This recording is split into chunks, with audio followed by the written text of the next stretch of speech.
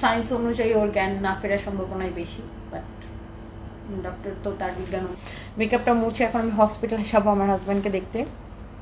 আর আমি এখন আর আমি রাতে একদমই ঘুমাই না, আমি একদম ফজরের নামাজের পরে ঘুমাই আর কি। আর এখন আমি নর্মালি মানে সোমবার আর বৃহস্পতিবার রোজা রাখি, সো এমনিতেই দেখা যায় যে ঘুমানো হয় না। আমি ঘুমাই হচ্ছে সকালে। আমাকে সিস্টার অলওয়েজ জিজ্ঞাসা করে যে তুমি কখন ঘুমাও কখন ঘুমাও কখন ঘুমাও, মানে আমাকে সারা রাত হসপিটালে দেখে, দ্যাটস ওয়াই। আমি হচ্ছে ধরেন এখানে ধরেন ফজরের আজান এবং নামাজ শেষ হতে 5:30 বাজে, আমার ঘুমাইতে ঘুমাইতে 6টা বাজে। 6টায় ঘুমাই, আমি আবার 11টা কি 12টার মধ্যে উঠে যাই আর কি। আর যদি ডক্টর আমার সাথে কথা বলতে চায় তখন আরো পরে ঘুমাইতে হয়। ডক্টর আসে 9টার দিকে, 9টা পর্যন্ত ডক্টরের জন্য বসে থাকি।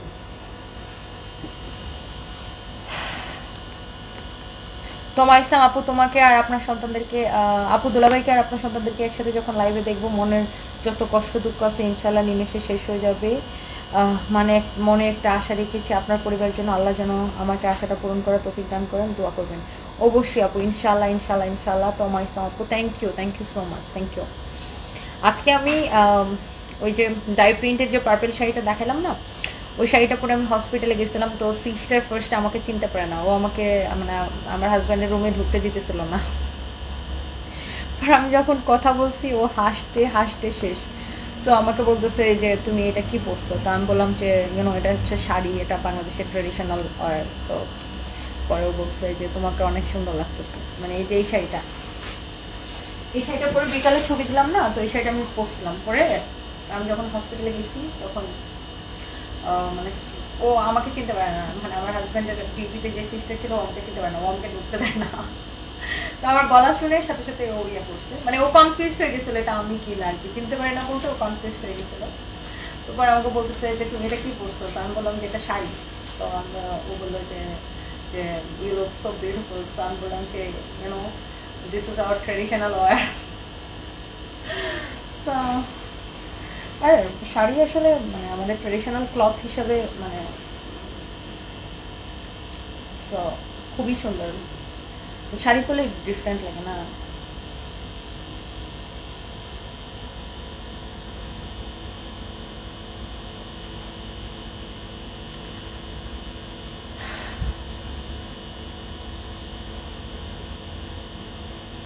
হ্যাঁ, আমি শাড়ি পরেছি, আমার হাজব্যান্ডরা যা বলছে দেখো আমি শাড়ি পরে ঘুরতেছি, তুমি তাড়াতাড়ি জায়গা যাও।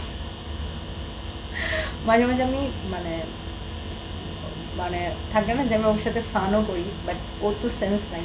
মানে আমার কাছে মনে হয় যে ও আমার কথা শুনতে পায়, তো আমি ও না শুনলে আমি কথা বলি, একা একাই কথা বলি।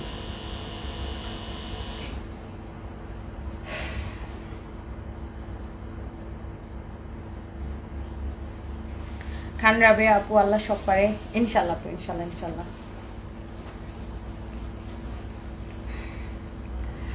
So thank you so much.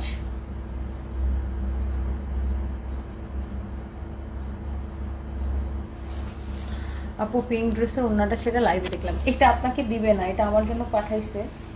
কোনটা এটার? এটা আমাদের এগুলো গোডাউনে স্টক আছে, হ্যাঁ ওখান থেকে আপনাকে দিবে। এটা আবার গোডাউন, এটা আবার কবে যে যাবে বাংলাদেশে আমি নিজেও জানি না। কই না তো, একদম ঠিক আছে।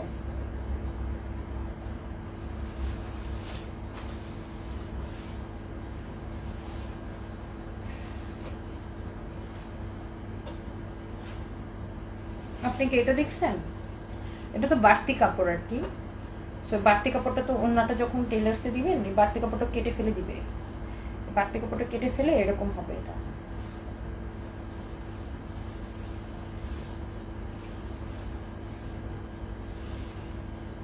পারফেক্টলি ওকে আছে।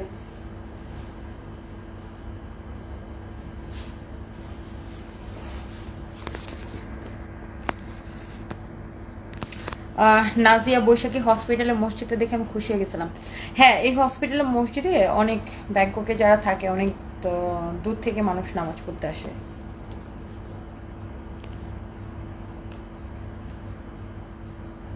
ইনশাল্লাহ আপু খুব শীঘ্রই আল্লাহ তাআলা দুলাভাইকে সুস্থতা দান করবে, আপনার কথা শোনার তৌফিক দান করবে ইনশাল্লাহ ইনশাল্লাহ ইনশাল্লাহ ইনশাল্লাহ। এস এম খুশিদা, তোমার এই হাসি সবসময় থাকুক, অমলিন হাসির ভিতরেও কান্না লুকিয়ে আছে তনি দিদি ভাই, দোয়া করবেন ইনশাল্লাহ, আল্লাহ ভরসা। বাটিক শাড়িটা একটাই কালার, হ্যাঁ এই ডিজাইনটার একটাই কালার, এটার আমি ছবি দিয়েছি দেখেন, এটা বিকালে পরে আমি যে অ্যাপার্টমেন্টে থাকি বিল্ডিং এর সামনে আমি ছবি তুলেছি, ছবি তুলে আমি আপলোড করছি।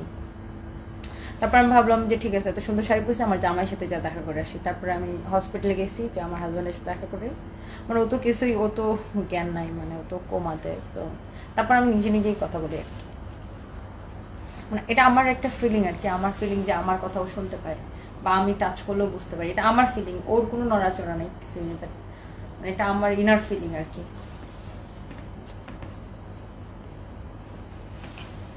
আমার পরে শাড়িটার 3টে কালার, লাইভটা একটু টেনে টেনে দেখে নেবেন। লাইভে আমি অনেক কিছু দেখাইছি, নট অনলি আমার পড়াটা, আর অনেক অনেক কিছু দেখিয়েছি, সবাই দেখে নেবেন। কাজল কালো ওই দুটি চোখে এমডি ক্যাম, আচ্ছা থ্যাংক ইউ সো মাচ।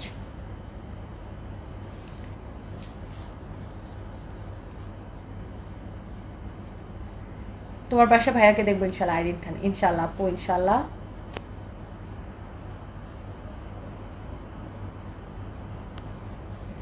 টুকটুকি পাখি লিখেছে সত্যি আপু ভাইয়া লাকি অ্যান্ড অলসো ইউ, ভাইয়ার ভিডিওগুলো সামনে আসলে তোমার আমার খুব কষ্ট লাগে, আল্লাহ যেন ভাইয়াকে খুব তাড়াতাড়ি সুস্থ করে দেয় ইনশাল্লাহ আপু ইনশাল্লাহ।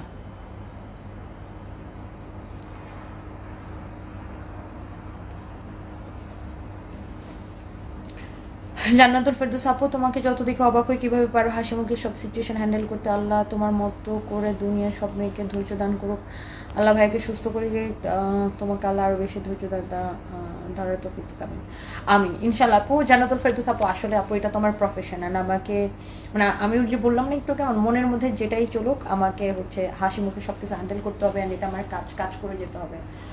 সো এই আর কি, কারণ জীবন তো থেমে থাকবে না, আর আমাকে কেউ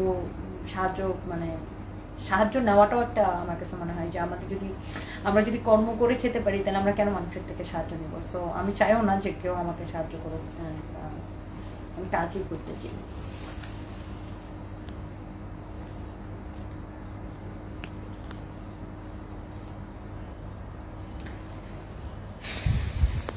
জীবনের শক্তি, ডক্টর কি বলছে এখন? ডক্টর তো আপু সেম কথাই, মানে সায়েন্স অনুযায়ী ওর জ্ঞান না ফেরার সম্ভাবনাই বেশি, বাট ডক্টর তো তার বিজ্ঞান। আমার হাজব্যান্ডের অবস্থা অনেকেই জানতে চাচ্ছেন যে আমার হাজব্যান্ড কেমন আছে। আমার হাজব্যান্ড আগের মতোই আছে, ও হচ্ছে কোমা স্টেজ 3-তে আছে, অ্যান্ড জ্ঞান তো ফিরে নাই, জ্ঞান ফিরলে তো আমি ডেফিনেটলি আপনাদেরকে বলবো। শুনছি কাজী শুনছি, you are a brave lady, you look nice and in purple, thank you so much শুনছি আপু, থ্যাংক ইউ সো মাচ। দেখেন আপু অনেকে অনেক কথা বলে, বাট আসলে I really don't care, because আমাকে যারা এরকম কথা শোনায় তারা কেউ আমারে খাওয়াই দিবে না, পড়াই দিবে না, আমার কোনো কাজে তারা হেল্প মানে তারা আমার কোনো কাজেই আসবে না। সো মানে এই কিছু মানুষের সাপোর্ট জাস্ট জেলাস, মানে এরা আসলে মানুষের মানে উন্নতিটা সহ্য করতে পারে না। মানে আমি একটা মেয়ে হয়ে হাজব্যান্ডের মানে পুরো ফ্যামিলির রেসপন্সিবিলিটি পালন করতেছে, আলহামদুলিল্লাহ, দেশে সবকিছু রেখে এখানে বিদেশে হাজব্যান্ডকে ট্রিটমেন্ট করাচ্ছি, আলহামদুলিল্লাহ আলহামদুলিল্লাহ ফর এভরিথিং। এটা আসলে অনেকে নিতেই পারে না। সো দ্যাটস ওয়াই মনে করেন যে ওরা বলবে, কমেন্ট করবে, তোমার জামাই হসপিটাল রেখে হাসো কেন, জামাই হসপিটাল আবার লিপস্টিক দাও, জামাই হসপিটাল আবার সাজো। তো ও যদি বুঝতো যে আমি একটা, ধরেন আমি এই ম্যারুন কালার শাড়িটা আমি যদি মেকআপ ছাড়া এমনি যদি ফকিনির মতো পরে আসি, আমার কেমন লাগবে বলেন তো? মানে একটা প্রত্যেকটা, তাহলে তো মানুষ সাজুগুজু করতো না, প্রত্যেকটা জিনিসের কি একটা প্রেজেন্টেশন আছে, তাই না? এখন ধর আমি এই শাড়িটা পরে তো একদম নর্মাল লুকে আসা যায় না, এইসব গর্জিয়াস শাড়ি পরলে কি একটু সুন্দর করে পরিপাটি হয়ে আসতে হয়। সো কিছু মানে আমার বিজনেসটা তো আমিই বুঝবো। সো কিছু মানুষ আছে মানে মানে অনেক আজাইরা আপু, যাদের কোনো কাম কাজে নেই, শুধু আজাইরা কথা বলা ছাড়া যাদের লাইফে কোনো কাম কাজ নেই। আচ্ছা যাই হোক আপু, ডাই প্রিন্টের শাড়িটা 1680 টাকা ছিল, যারা ডাই প্রিন্টের শাড়িটা নিয়ে নেবেন, নিতে চান তারা নিয়ে নেবেন। এটা হচ্ছে যে আপনার খুবই সুন্দর কাতান শাড়ি। আপু বাংলাদেশে কবে যাব I am not sure, but ইনশাল্লাহ বাংলাদেশে যাব। আমার আসলে মানে এখানে আমার হাজব্যান্ড থাকে, তো আমি হসপিটালের পাশেই থাকি, জাস্ট 1 মিনিট দূর। এটার আগেরটা দেখান। আচ্ছা ওই যে বাটিকের এটা মানে ডাই প্রিন্টেরটা আমি আবার দেখাই দিব। আসলে আপু এখানে আমার হাজব্যান্ড থাকে তো হসপিটালে, তো বারমনঘাট হসপিটাল থেকে আমি যে অ্যাপার্টমেন্টে থাকি ওটা জাস্ট 1 মিনিট দূরত্বে, মানে হসপিটালের পার্কিং গেটের ঠিক সাথে, মানে হসপিটালের পার্কিং দিয়ে মানে পিছনের গেট যেটা যেটা দিয়ে গাড়িগুলো বের হয় পিছনের গেটের ঠিক সাথে 1 মিনিট লাগে আর কি আমার এখান থেকে আমার হাজব্যান্ডকে দেখতে যেতে। সো আমি ধরুন রুমে থাকলেও আমার যখন খুশি আমি আমার হাজব্যান্ডকে দেখতে যেতে পারি। সো এই জন্য আমার বাংলাদেশে যেতে ইচ্ছা করে না। বাট তারপরে বিজনেসের কারণে বাচ্চাদের জন্য সারপ্রাইজ তো অনেক পাগল, মানে যখনই ফোন দেয় মাম্মি কখন আসবা কখন আসবা কখন আসবা, ও শুধু একটাই প্রশ্ন মাম্মি কখন আসবা। সো এই জন্য দেশে যাইতে হয়। বাট আমি জানি না এবার কবে যাবো, হোপফুলি 20 তারিখের দিকে বা তারপরে যাবো আর কি। আচ্ছা, সো এই কালারটা দেখেন খুবই সুন্দর শাড়িগুলা, যার এই কালারটা লাগবে সেইটাকে। আমার হাজবেন্ড কেমন আছে অনেকেই জানতে চাচ্ছেন। আমার হাজবেন্ড আগের মতোই আছে, কোমা স্টেজ 3-তে আছে, জ্ঞান ফিরে নেই আমার হাজবেন্ড। কতগুলা আমি দেখছি যে কতগুলা ভুয়া সংবাদ মিডিয়া মানে সংবাদ মাধ্যম হচ্ছে নিউজ করছে যে আমার হাজব্যান্ড চোখ খুলে তাকাইছে, আমার হাজব্যান্ড কথা বলতেছে, আমার হাজব্যান্ড আমার সাথে তাকাইছে। এগুলো প্রত্যেকটাই ভুয়া খবর, আমার হাজব্যান্ডের জ্ঞান ফিরে নেই। ওকে, যারা এই ধরনের ভুয়া নিউজ করছে যে আমার হাজব্যান্ড তাকাইছে জ্ঞান ফিরছে, প্রত্যেকটাই ভুয়া। ওরা জাস্ট ভিউ ব্যবসায়ী আপু। আমার নামে অসংখ্য fake page, fake ID, fake page, fake YouTube channel, fake TikTok অভাব নাই। তারা হচ্ছে বিভিন্ন ভুয়া ভুয়া নিউজ ছড়ায়। Don't trust them. এবং আমার লাইভ থেকে, এই যে এখন আমি লাইভ করতেছি না, লাইভ থেকে তারা ভিডিও কেটে কেটে লাইভটাকে কেটে কেটে টুকরা টুকরা করে তাদের পেজে ছাড়ে, হ্যাঁ, বিভিন্ন রকমের ক্যাপশন দিয়ে। So please don't trust them. এটাই আমাদের একমাত্র the one and only Sanvis by Tony. Sanvis by Tony নামে আমাদের আর অন্য কোনো পেজ নাই। এটা হচ্ছে আমাদের the one and only page. হ্যাঁ, আমাদের নামে অসংখ্য ফেক পেজ আছে, ডোন্ট ট্রাস্ট দেম। সো এই কালারটা নেবেন, কোন কালারটা নেবেন ডিসাইড করে ফেলেন। আমি কালারগুলো একবার করে রিপিট করে দিই।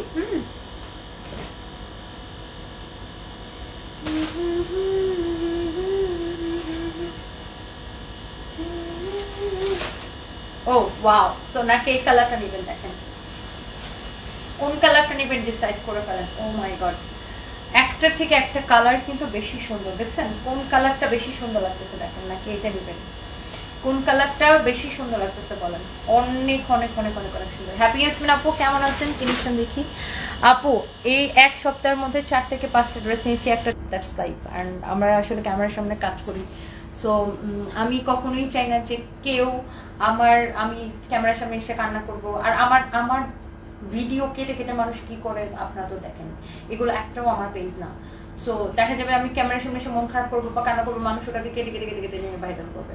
সো আমার চোখের পানি নিয়ে কেউ ব্যবসা করবে, ভিউ ব্যবসা করবে, so I don't want that. Because এটা আমার প্রফেশন, আমার প্রফেশনটা এটা, আমার প্রফেশনাল লাইফ হচ্ছে এটা। মানে আমি বিজনেস, আমার শোরুম তো আছে আলহামদুলিল্লাহ, সাথে আমি অনলাইনেও বিজনেস করি।